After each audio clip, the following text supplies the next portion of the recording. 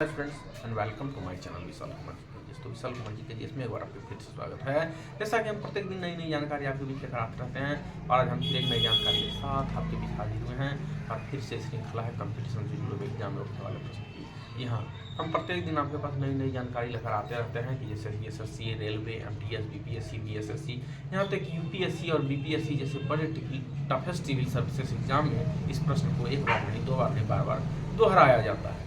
तो चलिए आज हम चलते हैं अपने लक्ष्य की ओर बिना देर किए, बिना समय गवाए। तो चलिए हमारा पहला प्रश्न है, माय फर्स्ट क्वेश्चन, भारत का राष्ट्रीय ध्वज कौन सा है? देखिए हमारा देश भारत है और हमारा देश का जो है वो राष्ट्रीय ध्वज, राष्ट्रीय वृक्ष, राष्ट्रीय क्या है? तो हमारा जो देश है उसका राष्ट्रीय ध्वज का नाम है तिरंगा। क्या है? तिरंगा, जो कि 3 रंगों का है। हमारा राष्ट्रीय ध्वज है तिरंगा जो कि 3 रंगों का है, इसीलिए उसका नाम पड़ गया तिरंगा, यानी 3 रंग का। चलिए अब दूसरा है कि अशोक चक्र में कितनी आरियां हैं? देखिए हमारा जो राष्ट्रीय ध्वज है तिरंगा, उसमें एक चक्र बना रहता है जिसको हम अशोक चक्र कहते हैं, उसमें कितनी आरियां होती है? तो हमारा जो राष्ट्रीय ध्वज में जो अशोक चक्र बना रहता है ना, राष्ट्रीय ध्वज पर तो अशोक चक्र बना रहता है, तो उसमें कितनी आरियां होती है? तो 24। कितनी होती है? 24। चलिए अब है तीसरा, राष्ट्रगान की अवधि कितनी है?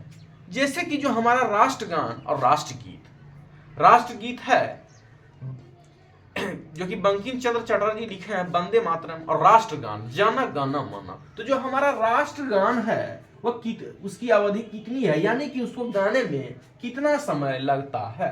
तो 52 सेकंड लगता है। कितना लगता है? 52 सेकंड लगता है। चलिए अब अशोक चक्र का रंग क्या है?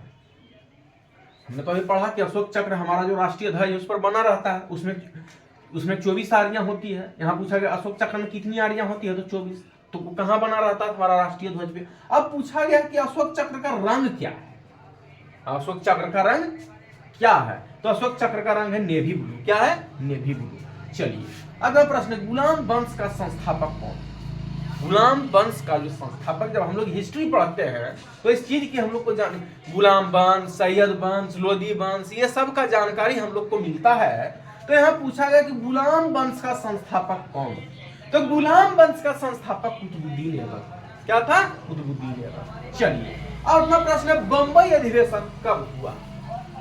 बंबई अधिवेशन कब हुआ? तो बंबई अधिवेशन 1885 में हुआ। कब हुआ? 1885 में।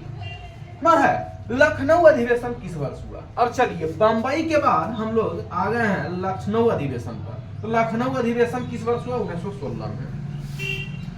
8वां, भूटान की राजधानी कहाँ है? Where is the capital of Bhutan? जब हम लोग राज और राजधानी के बारे में पढ़ते हैं तो जिस प्रकार से भारत की राजधानी नई दिल्ली है, तो यहाँ पर पूछा गया है देश और उनकी राजधानी, राजधानी नहीं और होता है, और एक होता है देश की राजधानी। तो जिस प्रकार से राजधानी जब हम लोग पढ़ते हैं ना कि भारत का बिहार की राजधानी कहाँ है? पटना। तो झारखंड की राजधानी कहाँ है? रांची। तो ठीक उसी प्रकार भारत और देश और उनके राजधानी में जब हम लोग पढ़ते हैं तो जिस प्रकार से भारत का जो है वो है राजधानी नई दिल्ली, ठीक उसी प्रकार से भूटान का है थिम्पू। कहाँ है? भूटान का थिम्पू। चलिए अब है, देश बंधु का नाम से किसे जाना जाता है? देखिए हर व्यक्ति का कुछ न कुछ उपनाम होता है। जिस प्रकार से देश रत्न डॉक्टर राजेंद्र प्रसाद को कहा जाता था, सीमांत गांधी खान अब्दुल गफ्फार खान को कहा जाता था, ठीक उसी प्रकार से देश बंधु चित्तरंजन दास को कहा गया। किसको? चित्तरंजन दास। चलिए 10वां और अंतिम प्रश्न, भारत का राष्ट्रीय जल जीव। भारत का राष्ट्रीय जल जीव क्या है? तो जिस प्रकार से भारत का राष्ट्रीय वृक्ष बरगद है, भारत का राष्ट्रीय पशु बाघ है, भारत का राष्ट्रीय पक्षी मोर है, ठीक उसी तरह से भारत का जो है राष्ट्रीय जल जीव डॉल्फिन है। क्या है? डॉल्फिन। चलिए तो it is a very most important question for competition exam like SSC, railway, MTS, BPSC, BSS and more toughest exam, civil services exam, BPSC and UPSC, more toughest exam. तो जो भी students बड़े बड़े प्रतियोगिता परीक्षा की तैयारी कर रहे हैं, हमारे इस वीडियो को देखें, लाइक करें, सब्सक्राइब करें, अपने अपने मित्रों को शेयर करें। हम आपके पास नई नई जानकारी लेकर आते रहते हैं। तो आज विशाल कुमार जी के इसमें इतना ही, फिर हम मिलेंगे आपको एक नई अगली जानकारी के साथ। तो आज हमारे इस वीडियो में इतना ही, फिर मैं मिलूंगा। I meet you next news next days new information, and another days students will be prepared of the civil services exam. Watch my video, like, subscribe and share of this video. Thank you.